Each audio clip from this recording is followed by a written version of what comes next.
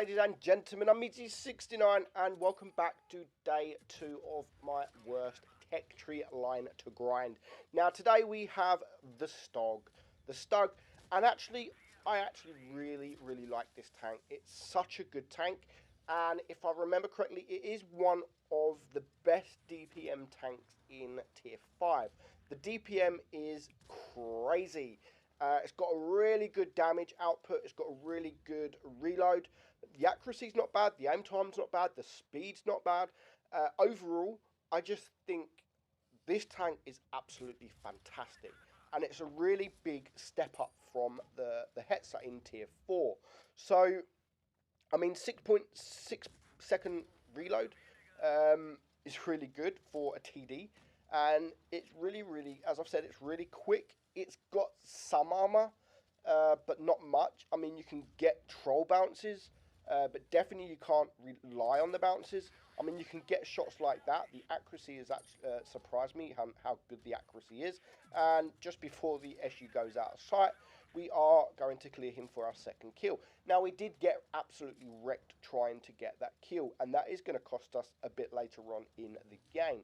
So, this game, it's 5 versus 5. We do have 3 replays for you today. 2 of them by myself, and then 1 of them from Casper, and he's going to show you properly how you're supposed to play the tank. Now, there is a few different ways to play the tank. Just like the Hetzer, you could either sit back and just farm that DPM, as long as you've got shots. We do get wrecked there. As long as you've got shots, you can really farm that DPM. Now, when you're top tier, apologise for that, when you're top tier, you can really bully those bottom tier tanks. When you are bottom tier, you do have to play it safe, and you do need to be extra careful. So this game here, we do unfortunately die, but we still managed to get, we did win 1600 damage, second class, and we make some credits, 14,000 credits. And as you can see, almost double what our next person does.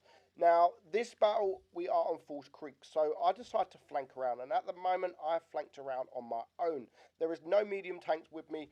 I'm a TD, and I flanked around all by my Larry. So, we are spotted, so I know that someone was here, and it is an M7. Luckily, it is a bottom tier tank, so now we are just going to go face first, and we're going to bully him. And this is what you should be doing to lower tier tanks.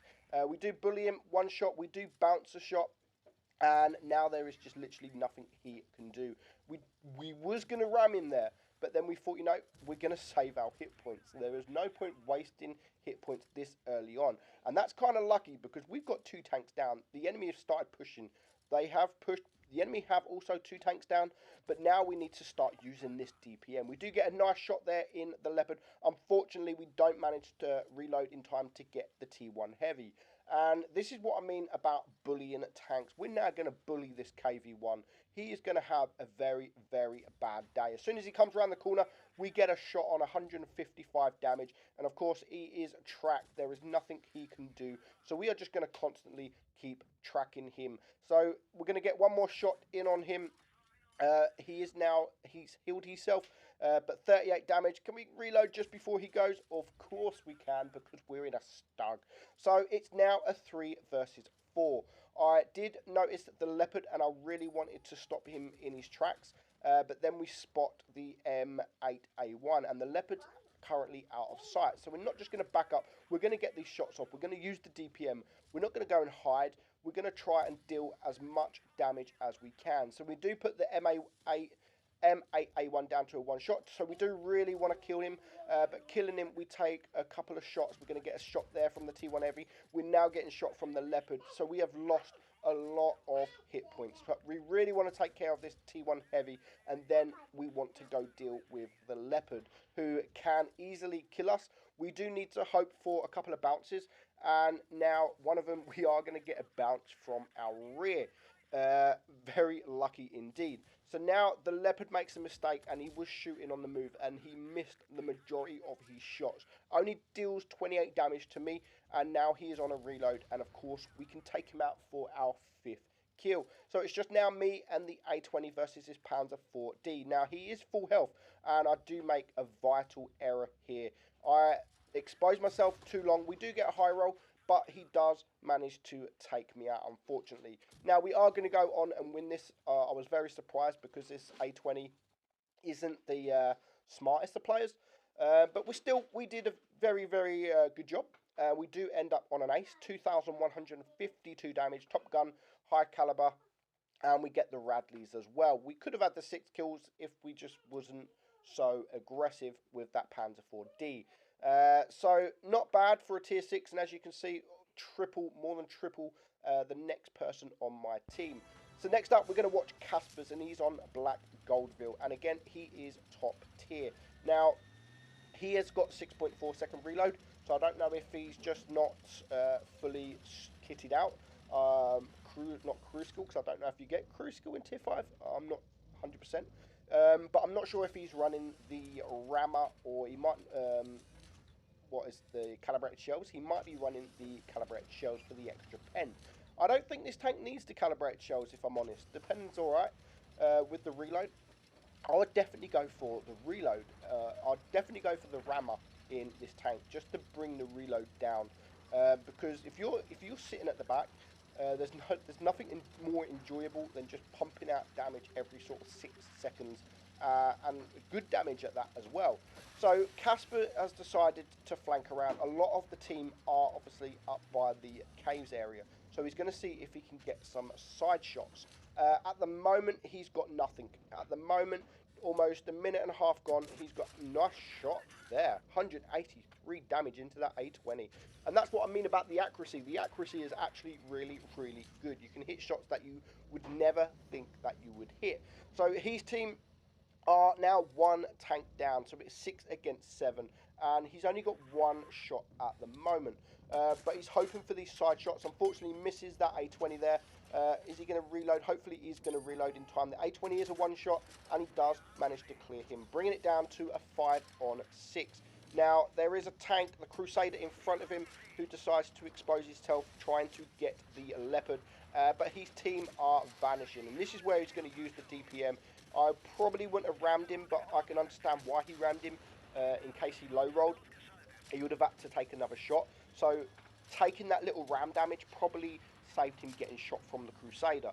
So now it's a 3 on 5. He is going to take the Lego out, and now it's a 3 on 4. However, this Wyatt 5 T34 has got a great gun, does big damage, and he's a fast tank.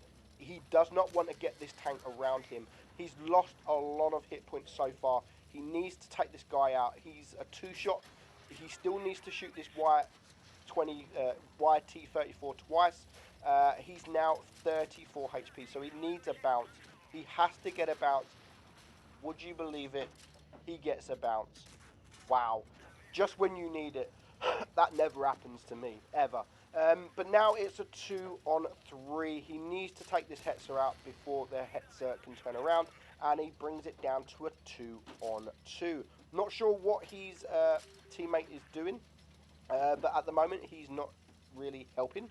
But there is an A20 coming around, but he's only on 33 hit points, and again, he needs a bounce, and God knows what that A20 was doing. I have no idea. And he gets another bounce. And this is what I keep saying. You can get bounces. It's troll. The armor is very troll. But you shouldn't be getting that much damage. With an A20 sat right in front of you, you shouldn't really be getting as much bounces. The troll bounces, yes. But he does get very, very lucky. He's on 6 kills, 2,000 damage. And of course, when you've had such a good game and you're so low health, when RNG goes your way, they're going to reward you with an AFK. And with his teammate nowhere near, he has just got 433 damage. Well, 430, but 3 damage. One more shot, and he is going to get the Rezani medal.